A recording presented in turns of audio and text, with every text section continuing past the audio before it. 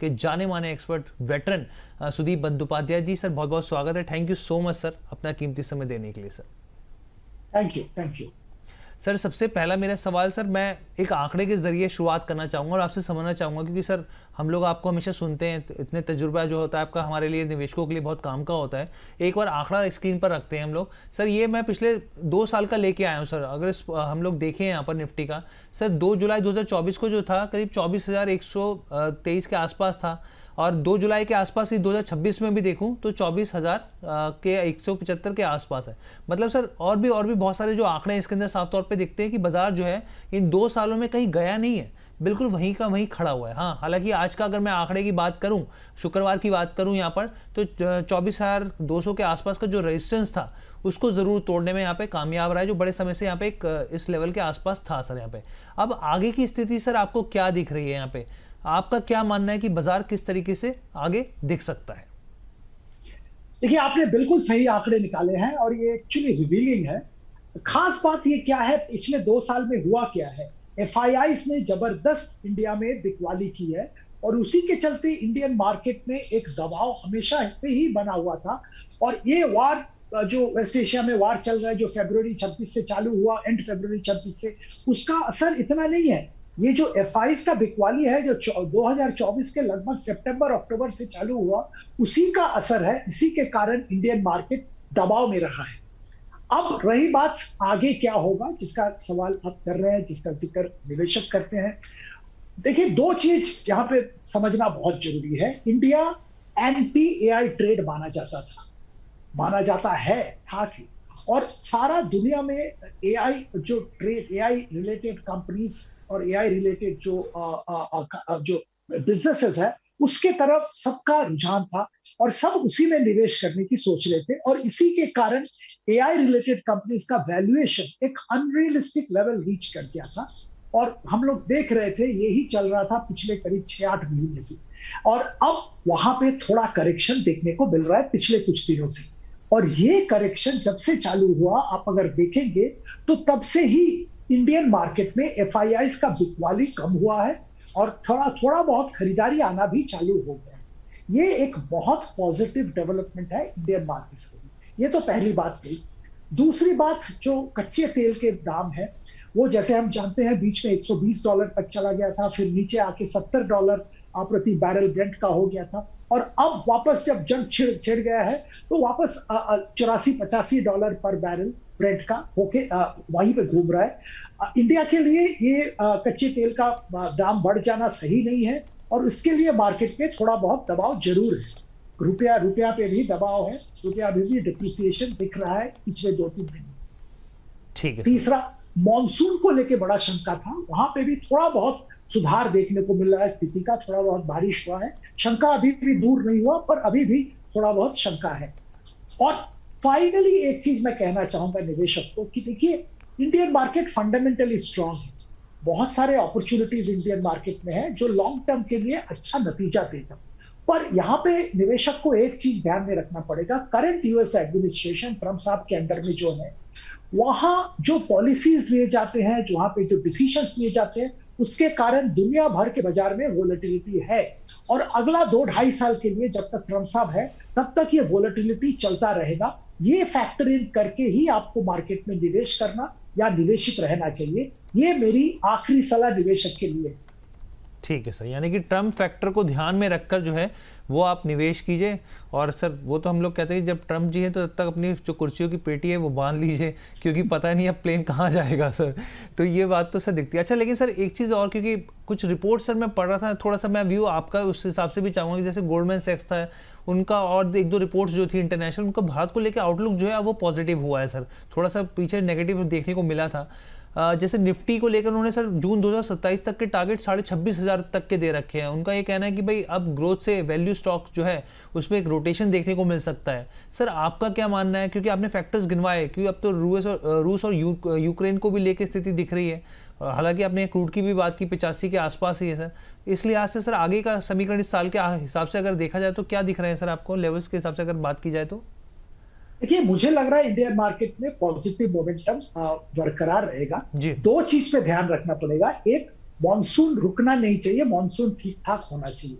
और दूसरी बात है, जैसे पहले भी जिक्र कर चुका हूं, कच्चे तेल, ये बहुत ज्यादा ऊपर नहीं जाना चाहिए। अगर ये दो चीज रहता है, मॉनसून लगभग ठीक ठाक हो जाता है और कच्चे तेल एक रेंज में रहता है, जो जहां पे अभी है इससे थोड़ा नीचे होना चाहिए, पर इसी रेंज में अगर रहता है तो इंडियन मार्केट में आपको पॉजिटिव मोमेंटम देखने को मिलेगा। एफआईआईज का खरीदारी आएगा, डीआईआईज का खरीदारी बरकरार रहेगा और कॉर्पोरेट नतीजे दिख रहे हैं जो इस क्वार्टर के भी जो आ रहे हैं, फर्स्ट क्वार्टर के, in spite of lot of pressures अच्छे नतीजे आ रहे हैं बाय एंड लार्ज, और ये सिलसिला चलता रहेगा आने वाले दिनों में भी। तो हम लोगों को लगता है मार्केट में एक मूड, माहौल पॉजिटिव रहेगा, बायस पॉजिटिव रहेगा और मार्केट हमेशा कोशिश करेगा ऊपर जाने का। वोलेटिलिटी जरूर रहेगा और 25,000 26,000 ये अचीव करना with in this fiscal year and, मतलब मार्च 27 की बात कर रहा हूं, बहुत ज्यादा मुश्किल की बात नहीं है अगर ये दो फैक्टर्स, कच्चा तेल और मॉनसून, ठीक रहता है। ठीक है सर, कच्चा तेल और अगर मानसून ठीक रहता है तो ये जो टारगेट्स हैं ये आसानी से अचीवेबल हैं। सर की तरफ से यहाँ पर राय निकल के आ रही है। अच्छा सर, मैं आऊँगा पूरा, क्योंकि जो जिस तरीके से यहाँ पे नतीजे आते हुए दिख रहे हैं उसके ऊपर थोड़ा सा बारीकी से आपके साथ समझना चाहूँगा चीज़ों को। लेकिन सर उससे पहले एक चीज़ थी मुझे वो समझनी थी सर आपसे, क्योंकि दो फैक्टर लिक्विडिटी इंजन माने जाते हैं बाजार के हिसाब से। अगर हम देखें तो एक तरफ सर घरेलू म्यूचुअल फंड जो है, अब मैं देख रहा था सर जो कैश है उनके पास वो लगातार कम हो रहा है। दूसरी ओर जो एफआईज हैं वो थोड़ा सा जो है पॉजिटिव दिख रहे हैं सर। म्यूचुअल फंड इंडस्ट्री की बात करूँ तो जो कैश का रेशियो है सर वो जून में घटकर कई सालों के निचले स्तर पर पहुंच गए, 4% के आसपास आ गया सर। एफआईज का देख रहा था सर तो करीब 15,560 करोड़ के आसपास के उन्होंने निवेश किया भारतीय बाजारों में।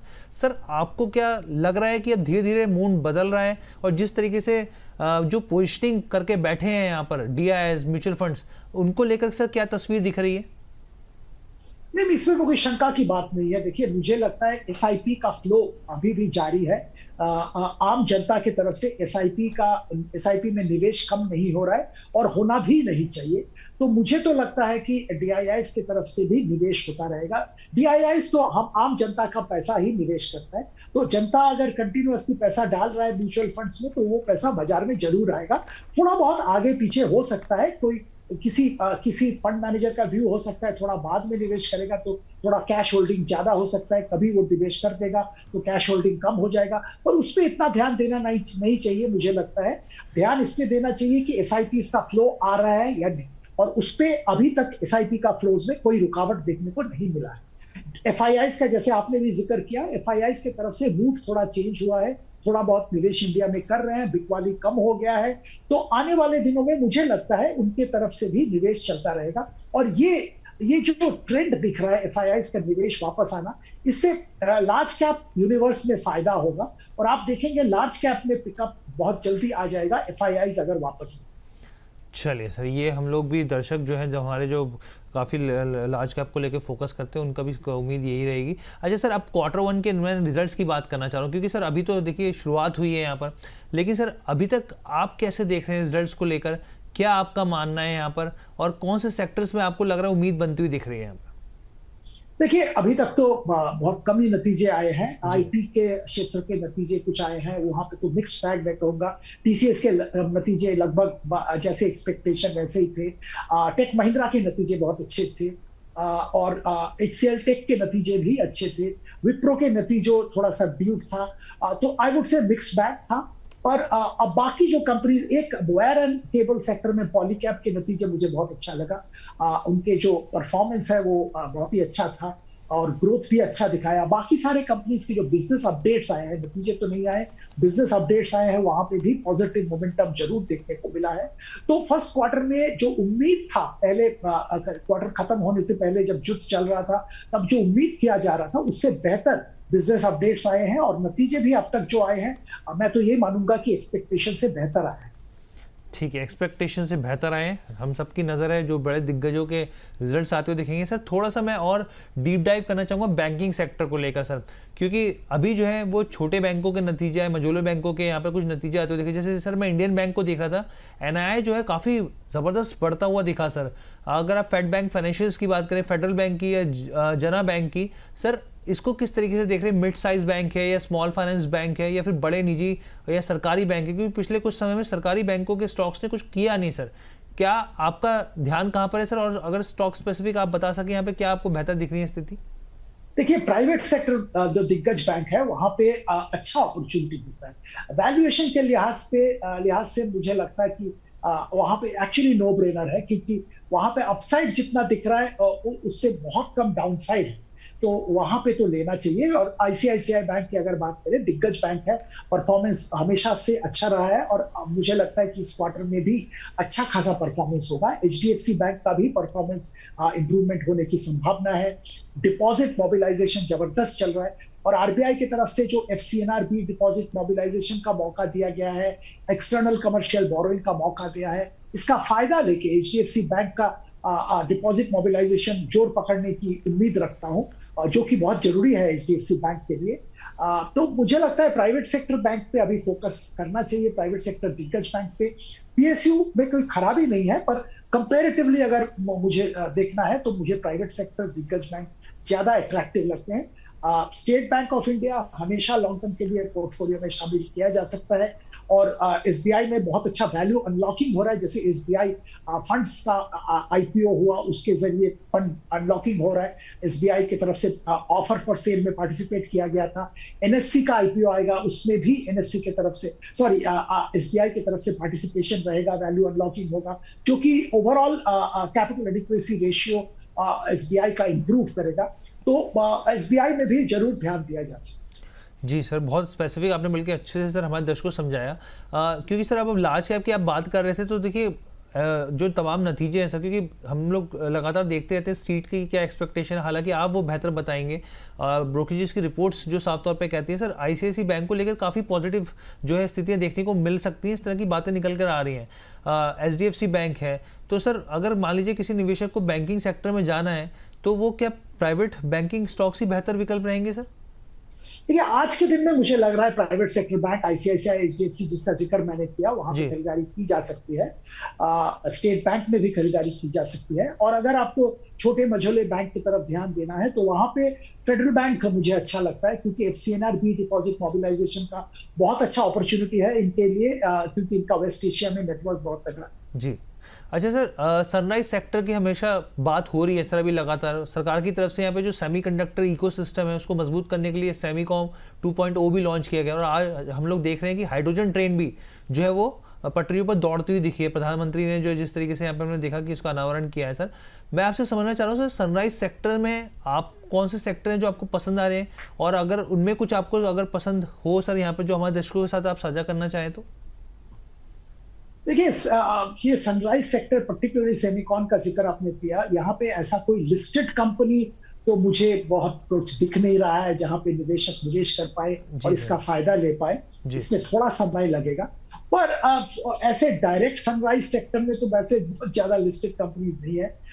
यहाँ पे मुझे लगता है एक सेक्टर में ध्यान देना चाहिए जहाँ पे बहुत अच्छा काज हो रहा है और बहुत फास्ट मूवमेंट भी हो रहा है, ऑटो एंसिलरी। और यहाँ पे जो हमारे देश के ऑटो एंसिलरी कंपनी है वो ग्लोबल सप्लाई चेन के साथ जुड़ गए हैं, ग्लोबली उनका बिजनेस बड़ा हो रहा है और बहुत ही अच्छा क्वालिटी स्टैंडर्ड्स भी एस्टैब्लिश कर चुके हैं। तो यहाँ पे जरूर ध्यान देना चाहिए निवेशक की तरफ से। दूसरा सेक्टर सनराइज तो शायद कह नहीं पाऊंगा कि बहुत दिन से डिस्कवर्ड है, इंडियन फार्मा, यहाँ पे भी जबरदस्त कामकाज हो रहा है, यहाँ पे भी जरूर निवेशक की तरफ से ध्यान होना चाहिए। ठीक है सर, ऑटो एंसिलरी और फार्मा आपको पसंद आ रहे हैं सर। ऑटो एंसिलरी में सर कोई पिक रहेगी आपकी?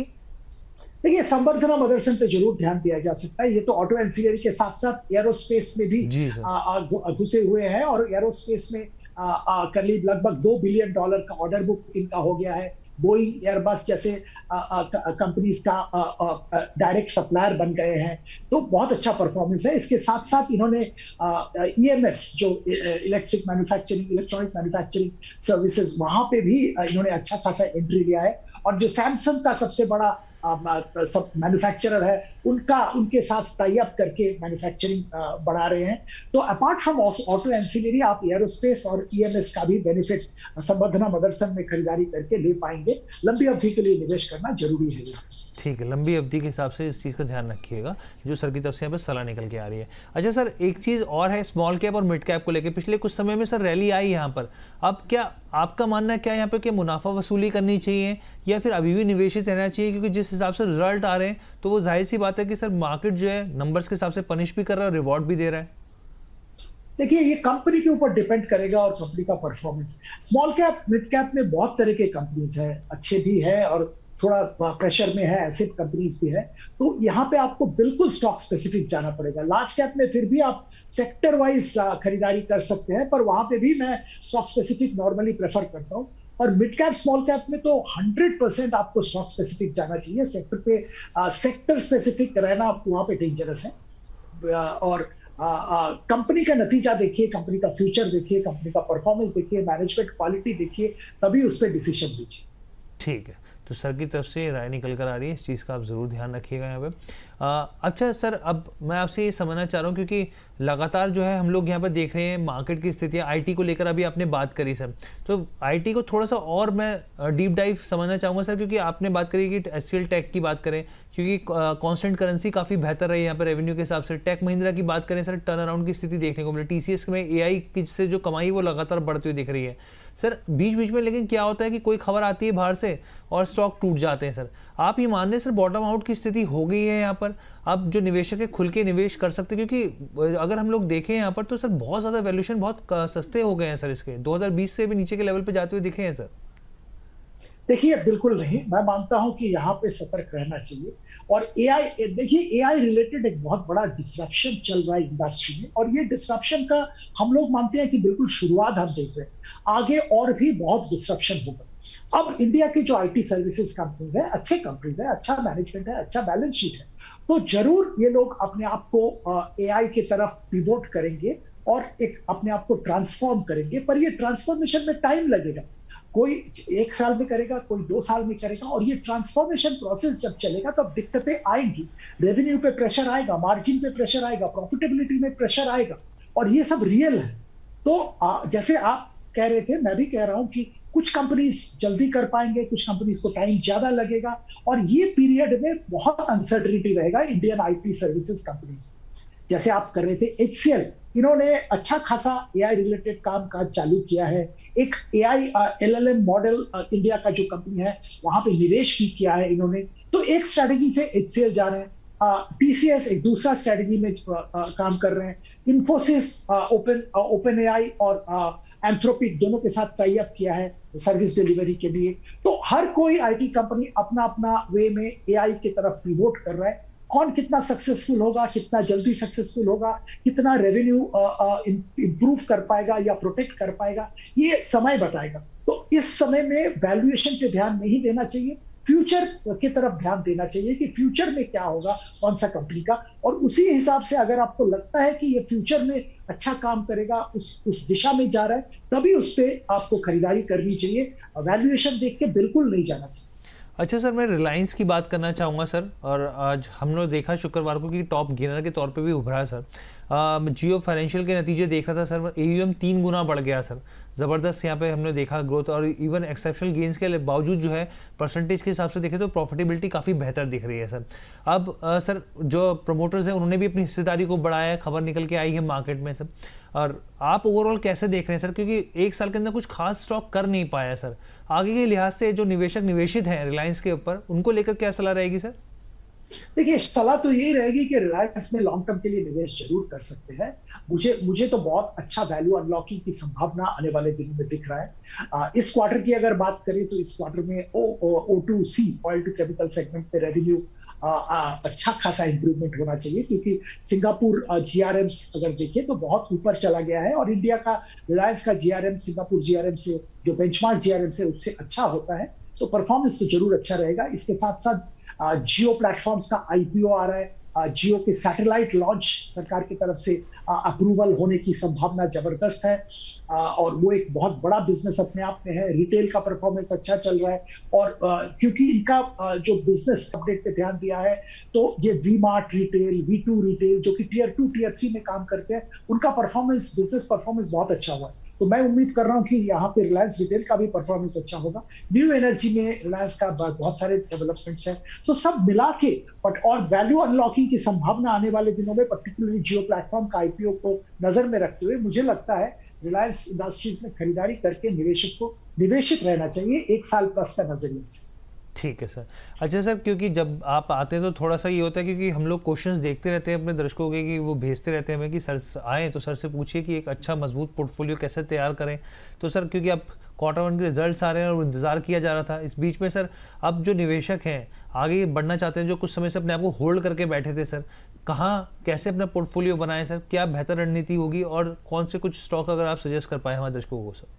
देखिए, मैं तो आपको पहले भी जिक्र कर रहा था कि फार्मा, ऑटो एंसिलियरी, बीएफएसआई, इन सेगमेंट में जरूर ध्यान देना चाहिए कि ये तीनों सेगमेंट मुझे लगता है आने वाले दिनों में अच्छा रिटर्न निवेशक को देगा और थोड़ा लंबा सोचिए, बहुत अच्छा रिटर्न मिलेगा। फार्मा में अगर आपको दिग्गज फार्मा में रहना है तो सन फार्मा, जैसे आप जानते हैं, ऑर्गेनन जो एक्वायर करना है, उसके बाद 70% इनका जो रेवेन्यू आएगा पेटेंटेड ब्रांडेड प्रोडक्ट से आएगा। So they are moving into a different league already.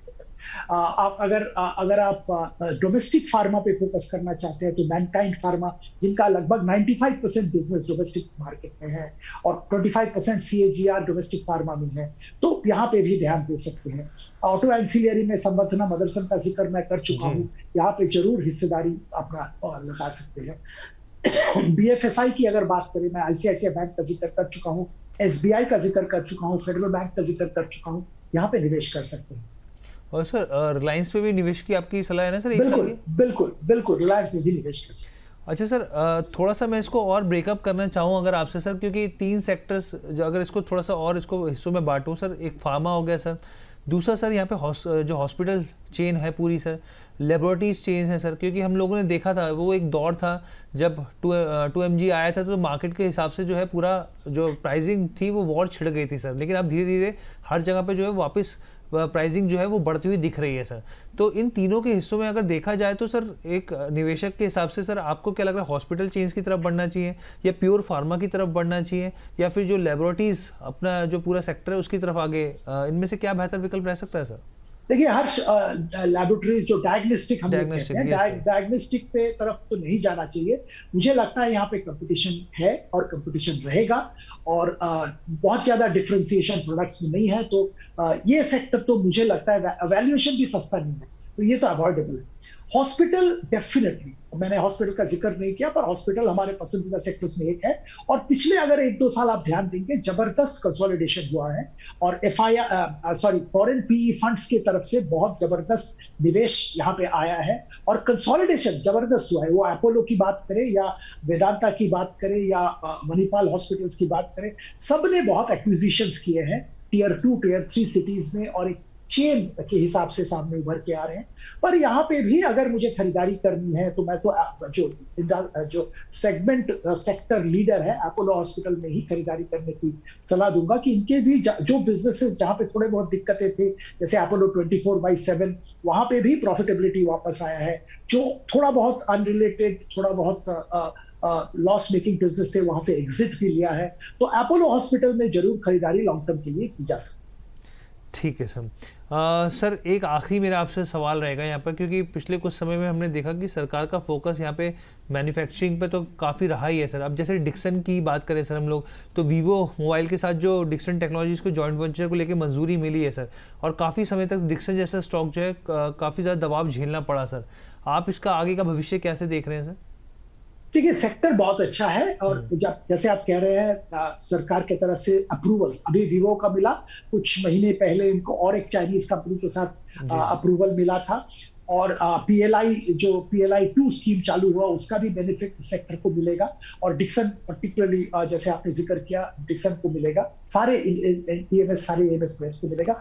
इसमें दिक्कत सिर्फ एक है, वैल्यूएशन बहुत ही रिच है और इतने वैल्यूएशन हाई पे शायद लेने की सलाह मैं नहीं दूंगा, क्योंकि जो सारे पॉजिटिव्स है वो फैक्टर्ड इन ऑलरेडी है प्राइसेस में। तो करंट भाव में खरीदारी करके उस पे ज्यादा मुनाफा कमाना मुझे तो दिख नहीं रहा है इमीडिएटली, तो इसीलिए मैं इस सेक्टर से निवेश करने से दूर रखूंगा निवेशक को एट करंट लेवल्स। ठीक है सर, मेरा आखिरी आपसे बस सवाल है सर, यहाँ पर जिस तरीके से वेदांता ग्रुप की जो चारों कंपनियां सर लिस्ट होती हुई दिखी सर, उसको लेकर सर काफ़ी ज़्यादा उत्साह बाजार में देखने को मिलता है रिटेल की तरफ से सर। तो मैं ये समझना चाह रहा हूँ सर, उन चारों कंपनियों में किस हिसाब से, क्योंकि बहुत सारे सवाल इस तरीके से आते हैं दर्शकों के कि कौन सा बेहतर विकल्प हो सकता है वैल्यूएशन के हिसाब से, भविष्य की ग्रोथ के हिसाब से, सर आपका क्या मानना है यहाँ पर? देखिए, मैं तो 2 साल से वेदांता जब डिवाइड नहीं हुआ था तब से रेकमेंड कर रहा हूँ निवेशक को, और जी बहुत फायदा निवेशक को हुआ है। बिल्कुल सर। और अभी तो मैं बोलूंगा, देखिए, दो जो बड़े कंपनीज हैं डिवीजन के बाद, वेदांता एल्यूमिनियम, क्योंकि एल्यूमिनियम में हमारा व्यू पॉजिटिव है और अगला 2 साल तक मुझे लगता है एल्यूमिनियम प्राइसेस स्ट्रांग रहेगा। See, intraday volatility, intra week volatility को भूल जाते हैं, उसकी बात हम नहीं कर रहे हैं, हम तो लंबी अवधि की बात कर रहे हैं। तो एल्यूमिनियम में बहुत पॉजिटिव मोमेंटम रहेगा और वेदांता एल्यूमिनियम को इसका फायदा बहुत जबरदस्त भी। कंसोलिडेटेड वेदांता का लगभग 50% एबिटा एल्यूमिनियम से आता था, और अब जो वेदांता अलग हो गया है, यहाँ पे तो और भी अच्छा परफॉर्मेंस देखने को मिलेगा। बैकवर्ड इंटीग्रेशन अच्छा किया है इन्होंने, तो वेदांता एल्यूमिनियम जरूर लंबी अवधि के लिए खरीदारी कर सकते हैं। और वेदांता जो मेन कंपनी, जो वेदांता लिमिटेड है, जहां पे इनके पास हिंदुस्तान जिंक का शेयर होल्डिंग है, ये भी खरीदने लायक है, क्योंकि जिंक और सिल्वर दोनों इनके प्रोडक्ट्स हैं, और ये यहाँ पे प्राइस वोलेटिलिटी बहुत है, सिल्वर का प्राइस करेक्शन हुआ है, ये सब है। पर आने वाले दिनों में अगर 1-2 साल का अगर व्यू ले, तो यहाँ पे बहुत जबरदस्त परफॉर्मेंस देखने को मिलेगा हिंदुस्तान जिंक में, जिसका फायदा वेदांता लिमिटेड को मिलेगा। और एक्सपेंशन हुआ है, कैपेसिटी एक्सपेंशन सिल्वर में हुआ है, जिंक में हुआ है, तो ये सारे बेनिफिट वेदांता लिमिटेड में आए। तो वेदांता एल्यूमिनियम और वेदांता लिमिटेड, ये 2 शेयर में हमारा पॉजिटिव व्यू है लॉन्ग टर्म। ठीक है sir, thank you so much sir, बहुत बहुत धन्यवाद आप आए सर, हम लोगों को अपनी जानकारी से लाभान्वित किया, हमारे दर्शकों को sir thank you so much हर बार की तरह। साथ ही सर डिस्क्लेमर भी प्लीज शेयर कर दीजिए।